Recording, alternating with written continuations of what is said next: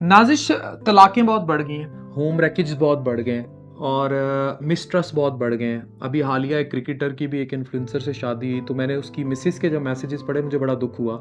मुझे नहीं पता कि घर में उसने क्या माहौल रखा होगा, पता नहीं उनके आपसी जो भी था, लेकिन वो बच्चों के लिए उसकी मिन्नतें करती रही कि तू ये ना कर, और एक लास्ट चांस उसने आगे से फिर वो इलीगल नोटिस भेज दिया। तो ये चीज़ें क्यों ज़्यादा हो गई हैं, मतलब क्या कि इसकी वजह क्या है? हाँ, वजह एक नहीं होती, वजह बहुत सी होती हैं और ताली एक हाथ से नहीं बजती, ताली दोनों हाथों से बजती है। जहाँ अगर मैं कहूँ कि सिर्फ मर्द का कसूर है, वहाँ पे कुछ औरत का भी होता है और वहाँ पे तीसरे आने वाले शख्स का भी डेफिनेटली होता है। लेकिन तीसरे आने वाले शख्स को इजाज़त कौन देता है?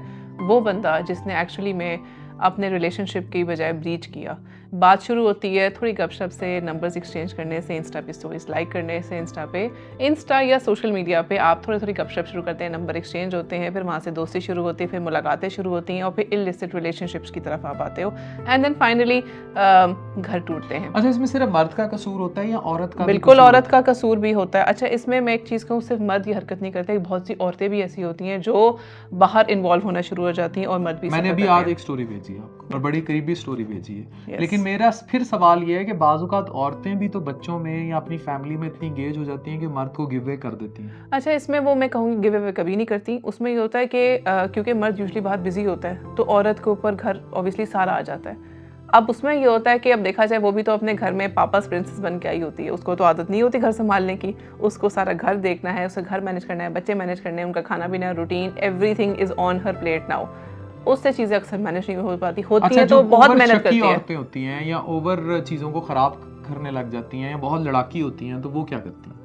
ये बिल्कुल एक बिहेवियरल इशू है। इसको मैं ये नहीं कहूँगी कि ये कोई रिलेशनशिप की खासियत है। नो, ये एक हर किसी बंदे का ज़ाती फेल है। हाँ, अब औरत का हर चीज़ तुम ज़ाती फेल नहीं, करती मैं जाओ। मर्दों की बात करूँगी। नहीं, अगर औरत की भी बात करो ना, जो औरत घर में लड़ती है, फसाद करती है वो। देखें, हर फसाद की वजह होती है, वजह को आइडेंटिफाई किया नहीं, जाए। औरतें फसादी भी होती हैं, वजह नहीं भी होती। मेरे पास एक मरीज आया, ये मैं बरमला आपको बता रहा हूँ, ये भी लास्ट ओपीडी में आया। तो वो बैठ के कहता है कि ये मेरे पे शक, वो कहती मुझे नहीं पता, मैं ओवर थिंक बहुत करती हूँ, मैं शक करती हूँ। फिर उसने कहा डॉक्टर साहब मेरी शक्ल की तरफ देखिए, ना मैं कमाता हूँ, ना मैं इतना सोना कि मेरे ते कोई औरत आके मरे, ये फिर भी शक करती है। तो वो आगे से कहती है कि मुझसे नहीं कंट्रोल होता, मैं शक करती हूँ, मेरे से नहीं रहा जाता। तो मैंने कहा अच्छा, अगर ये वाकई कुछ कर रहा और कुछ कर भी ले, तो कहती कर ले, लेकिन मुझसे वो अर्ज कंट्रोल नहीं होती कि मैं इस जो वो शक कर रही थी।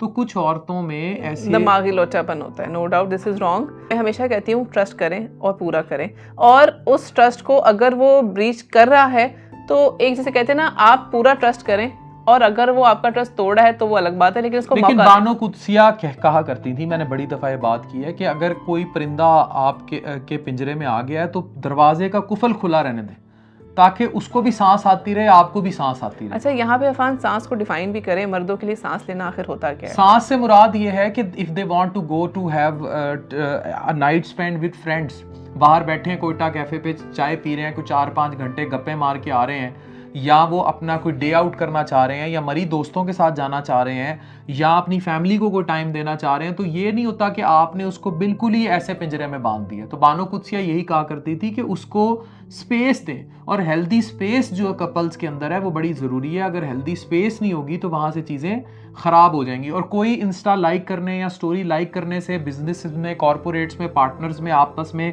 मोहब्बतें, अफेयर्स, शादियाँ नहीं हो जाती होती। ये इंसान का सबका अपना जाती फेल होता है कि आप किस चीज़ को कहाँ पर ले चलो। और हाँ। औरतों के लिए भी है कि वो इसको ओवर थिंक करके कहाँ ले जाती है, और वो मर्दों के ऊपर भी है कि वो अपनी लिमिट्स को कब क्रॉस करते हैं। देखिए, अगर आपने किसी कुलीग के साथ, या अब इतने सारे इन्फ्लुएंसर्स हैं, हम लोग इकट्ठे ऐसा ही काम है। करते हैं, आप उनकी 10 स्टोरियां लाइक करते हैं, वो आपकी बिल्कुल। लाइक कर देते हैं। अगर वो आपके कुलीग, दोस्त, इन्फ्लुएंसर ताल्लुक इकट्ठे काम करने की हद तक है, तब ठीक है। अगर आपने उन्हें बेडरूमों में घुसा लिया है और फिर उनकी बातें भी सुनने लग गए हैं और आपस में एक दूसरे पे वो एक्ट करने लग गए हैं, तो बर्बादी फिर तो यही रॉन्ग है। आपको देखें, आजकल के ज़माने में आपको सोशल मीडिया पे आपको एक्टिव रहना है, आपको एक्चुअली में सोशल लाइफ में अब मैं अपनी एक्टिव बानो रहना है। कुदसिया वाली बात कंप्लीट कर रहा हूं। बानो कुदसिया कहा करती थी कि पिंजरे में अगर कोई परिंदा आ गया है तो उसका कुफल, जो खास तौर औरतों के लिए, उसका कुफल जो है, ताला जो है, वो बंद ना करें दरवाजे का, ताकि उसको भी सांस आता रहे और आपको भी सांस आता रहे। एक उसकी ज़ाती ज़िंदगी है, एक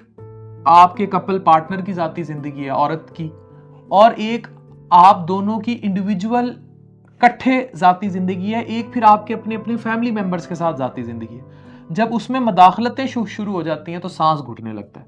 جب سانس گھٹنے لگے گا تو وہ پھر راہ فرار اختیار کرے گا. پھر آپ نے تالا لگایا بھی ہوا ہے تب بھی وہ توڑ کے باہر چلا جائے گا. جب آپ کسی کو احساس دیتے ہیں کہ ہم نے اس کو قابو کیا ہوا ہے, قید کیا ہوا ہے, اور عورتیں بڑی اکثر خوش ہوتی ہیں کہ ہم نے تو قابو کیا ہوا ہے. اچھا یہاں پہ صرف عورتیں نہیں, مرد بھی اکثر کہتے ہیں کہ یار ہمیں پتہ ہے کہ اس کو قابو کیسے رکھنا ہے, تم دیکھنا میں اس کی زنجیریں باندھ کے رکھتا ہوں, اس کے پر کاٹ کے رکھتا ہوں. یہ دونوں غلط تھنکنگ ہے, یہ بالکل غلط تھنکنگ ہے اور یہ ایسے نہیں ہونی چاہیے. آپ ایک دوسرے کی جو ذاتی انڈیپینڈنٹ لائف ہے, آزادی ہے, اس کو آپ خیال رکھیں. ان دونوں کو ایک دوسرے کو اسپیس دینا بہت ضروری ہے. وہی جو آپ ڈاکٹر صاحب نے پرسنل لائف کی بات کی, دس از ویری امپورٹنٹ. اور اس کے بغیر اچھا یہ آزادی صرف میاں بیوی کی نہیں, یہ آپس میں آپ کے بچوں کی بھی ہوتی ہے. آپ ان کو انڈیپینڈنٹ ایک اوپینین دیں, ان کو حق دیں کہ وہ بھی اپنی زندگی کا فیصلہ خود کریں. شادی شدہ جوڑوں کے نام ڈاکٹر عفان اور ڈاکٹر نازش کا ایک کھلا خط تھا, اس کو زیادہ سے زیادہ شیئر کریں. شاید یہ ہم اس طلاق ریشو کو کچھ کم کر پائیں. ہم ابھی اتنے بوڑھے نہیں ہوئے, ہم بھی جوان ہیں, لیکن ہم اگر کوئی چیز اپنے ایکسپیرینس سے شیئر کر پا رہے ہیں تو شاید کسی کا بھلا ہو. Love you all.